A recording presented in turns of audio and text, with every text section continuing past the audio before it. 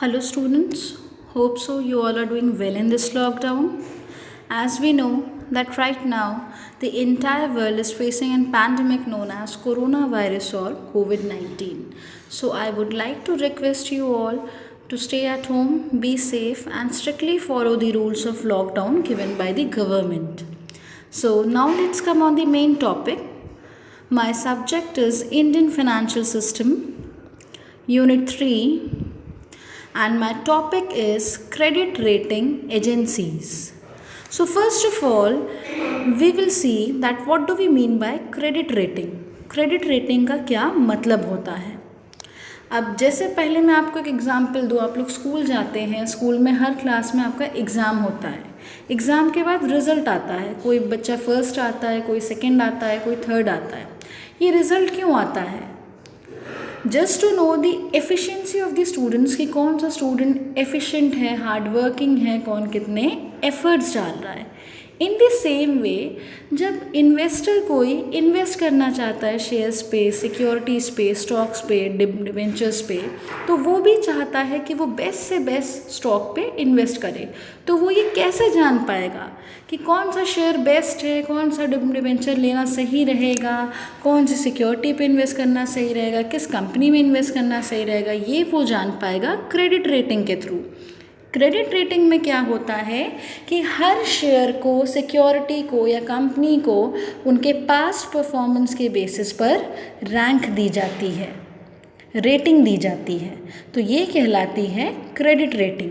जैसे a credit rating assesses the credit worthiness of an individual, corporation और even a country. Full stop. Credit ratings are calculated from financial history and current assets and liabilities. जैसे कि इसमें दिया हुआ है, credit rating क्या करता है? असेस करता है. ये देखता है कि कौन सी कंपनी या उसकी सिक्योरिटी या उसके शेयर्स या स्टॉक कितने वर्दी हैं फाइनेंशियल टर्म्स में, ताकि इन्वेस्टर उसमें इन्वेस्ट कर सके. अब ये एसेस कैसे करता है, किस बेसिस पे?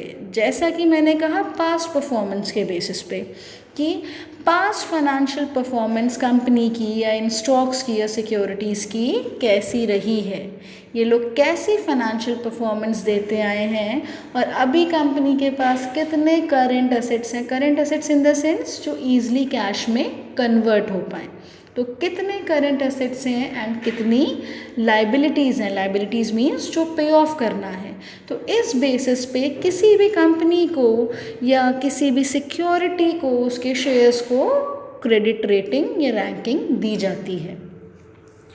A credit rating tells a lender or the investor the probability of the subject being able to pay back a loan. Credit rating ही एक लेंडर या इन्वेस्टर के माइंड में ये क्लियर करती है, एक क्लियर पिक्चर फॉर्म करती है कि वो किस कंपनी के स्टॉक्स, सिक्योरिटीज़ या शेयर्स पे इन्वेस्ट कर दे, जिससे कि वो अपना पैसा तो पाए ही वापस, साथ साथ प्रॉफिट भी पाए. ऐसी कौन सी कंपनी या सिक्योरिटीज़ हैं जो रिलायबल हैं और जिसमें इन्वेस्टर अगर इन्वेस्ट करते हैं तो उनको अपना जो लगाया हुआ पैसा है वो तो वापस मिलना ही है, साथ साथ प्रॉफिट भी मिलना है.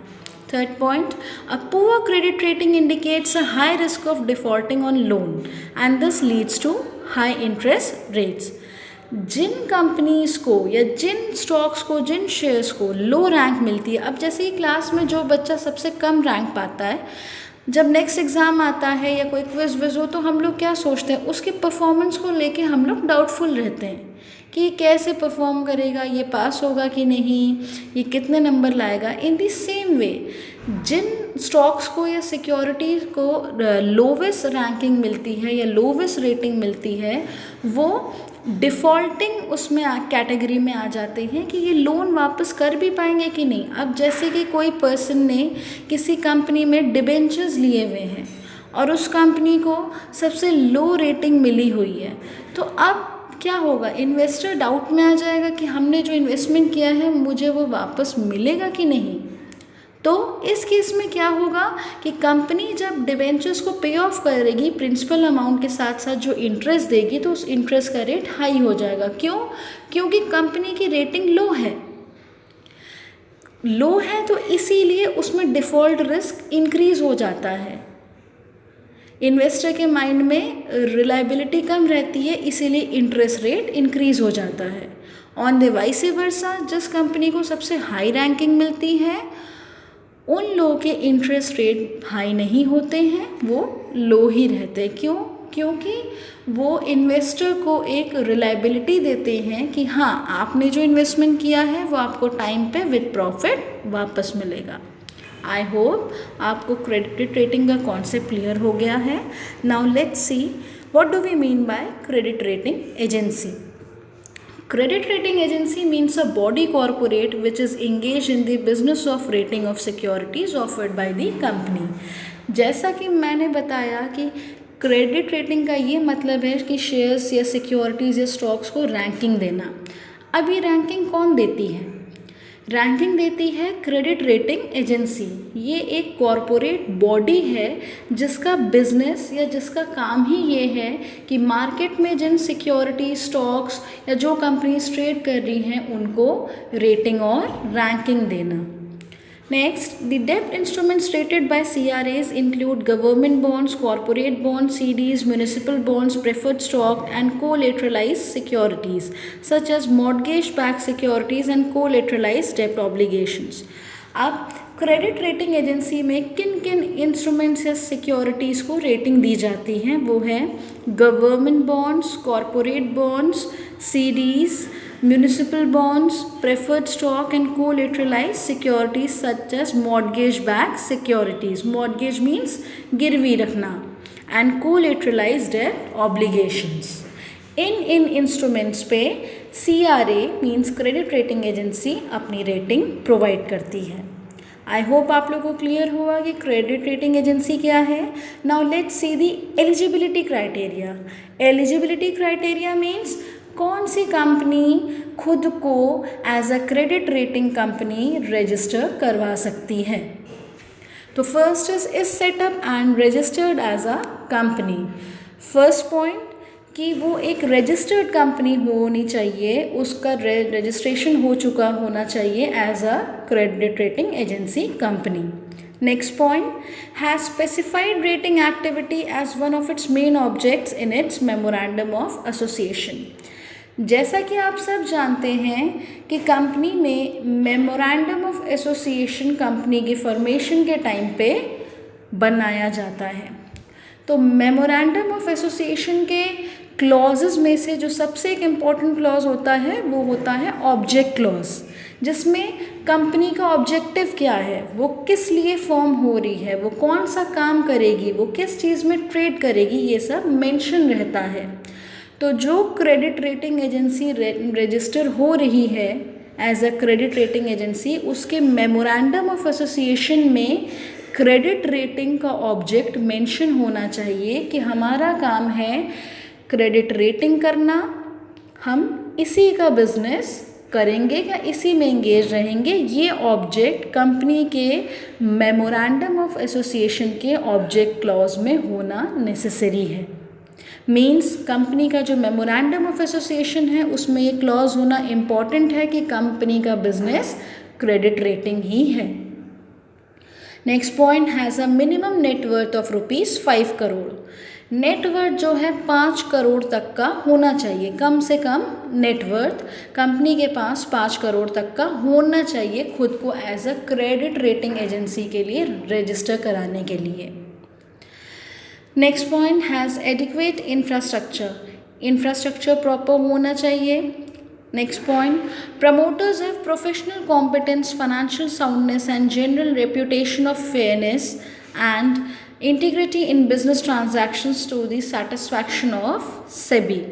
जो कंपनी के जो प्रमोटर्स हैं, वो कंपनी जो खुद को as a credit rating agency register कराना चाह रही हैं, उसके जो प्रमोटर्स हैं वो प्रोफेशनली कॉम्पिटेंट हो। प्रोफेशनली कॉम्पिटेंट मीन्स उनको पूरा आइडिया हो, पूरी नॉलेज हो इस चीज़ की, वो लोग फाइनेंशियली साउंड हो, उनकी रेप्यूटेशन भी अच्छी रह रही हो मार्केट में, ठीक है, और वो लोग हर एक के साथ मतलब मिलजुल के एक फेयर वे से आज तक का काम करते आए हो और सेबी उनके पूरे वर्क से सैटिस्फाइड हो। सेबी के आइज़ में वो लोग फेयर, काम करने वाले हों और उनके जो पास्ट टास्क रहे हैं कोई ऑर्गेनाइजेशन में वो भी एकदम नीट एंड क्लीन हो।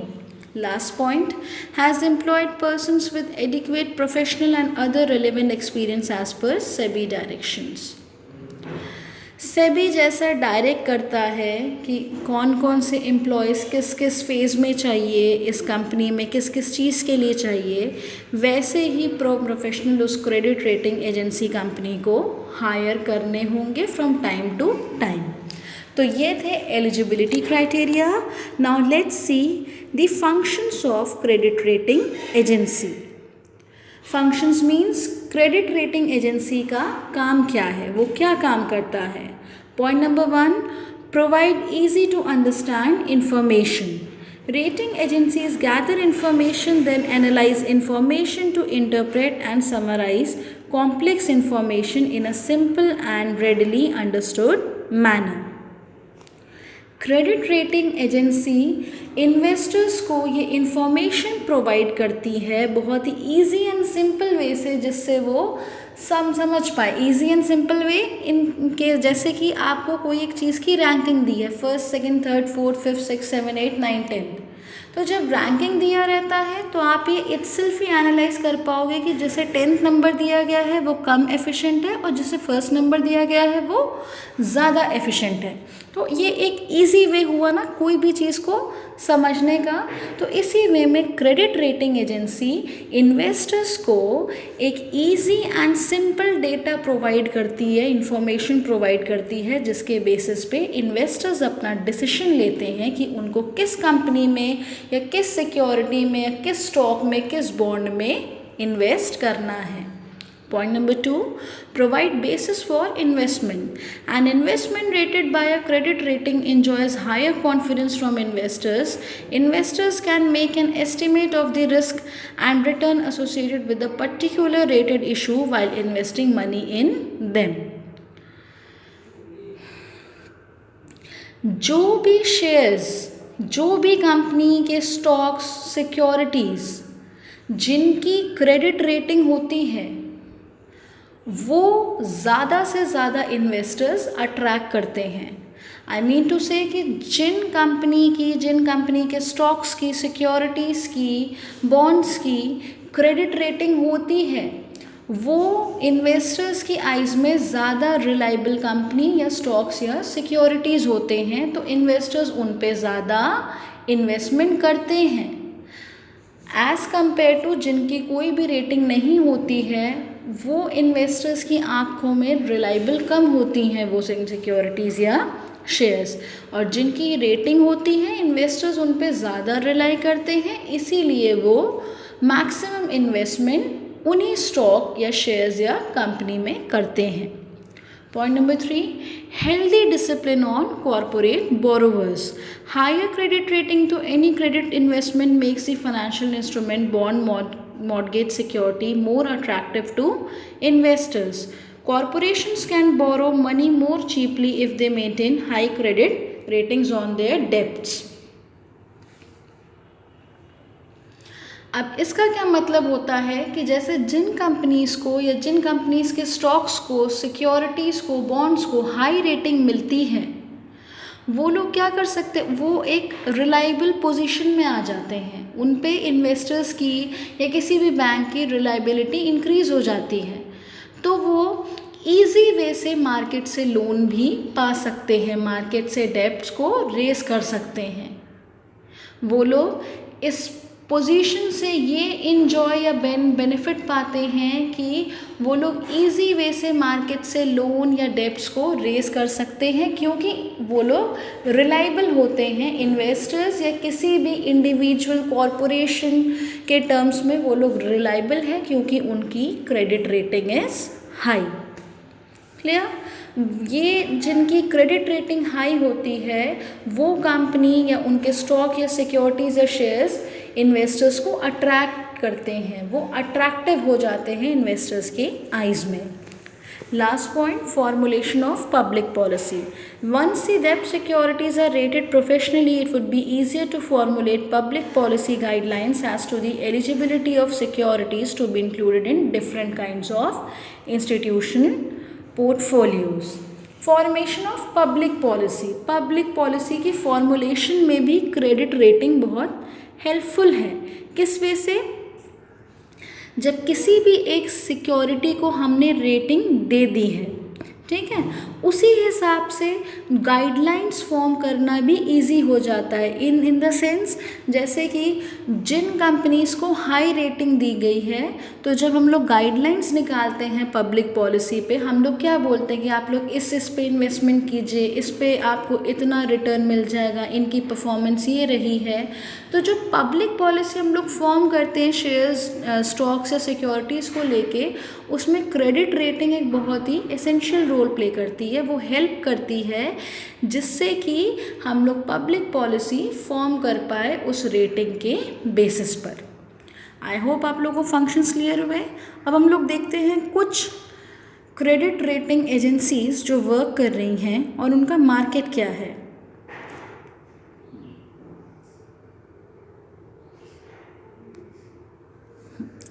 फर्स्ट इज क्रिसिल एक इंडिया की सबसे top most credit rating agency है. इसका मार्केट शेयर 55% है. Market share 55% in the sense 55% companies जो अपने स्टॉक्स, शेयर्स, बॉन्ड्स या डिबेंचर्स जो भी लाती हैं, वो क्रिसिल में अपने आप को रजिस्टर कराती हैं, अपने शेयर्स को, स्टॉक्स को या सिक्योरिटीज़ को रेटिंग के लिए. 55% कंपनीज क्रिसिल पर रिलाई करती हैं अपने स्टॉक्स या सिक्योरिटीज़ के रेटिंग के लिए. Next is Iqra 20%. इक्रा भी एक क्रेडिट रेटिंग एजेंसी कंपनी है जिसके पास 20% मार्केट शेयर है. 20% मीन्स 20% कंपनीज अपने स्टॉक, शेयर, सिक्योरिटीज़ के रेटिंग के लिए इक्रा के पास रजिस्टर्ड है. इक्रा इन कंपनीज के स्टॉक्स को, सिक्योरिटीज़ को, शेयर्स को रेटिंग प्रोवाइड करती है. नेक्स्ट इज केयर भी एक क्रेडिट रेटिंग एजेंसी कंपनी है जिनके पास 15% मार्केट शेयर है. मतलब 15% कंपनीज अपने शेयर, स्टॉक्स, बॉन्ड्स, डिबेंचर्स की क्रेडिट रेटिंग के लिए केयर के पास रजिस्टर्ड है. वो केयर एजेंसी से अपने स्टॉक्स की रेटिंग करवाती है. लास्ट इज फिच जिनके पास 10% मार्केट शेयर है. फिच एक अमेरिकन क्रेडिट रेटिंग कंपनी है, US बेस्ड. इनके पास भी 10% मार्केट शेयर है. 10% कंपनीज इनकी जो है पास अपने आप को रजिस्टर कराती हैं अपने स्टॉक्स, बॉन्ड्स और सिक्योरिटीज़ की रेटिंग के लिए. और भी कई सारी क्रेडिट रेटिंग एजेंसीज़ हैं जो कि हम आगे डिस्कस करेंगे. आज के लिए बस इतना ही था. आप लोग चाहे तो इसको नोट्स भी बना सकते हैं इस वीडियो के थ्रू. अब नेक्स्ट वीडियो में हम आएंगे नेक्स्ट टॉपिक के साथ. Till that time, take care and have a nice day.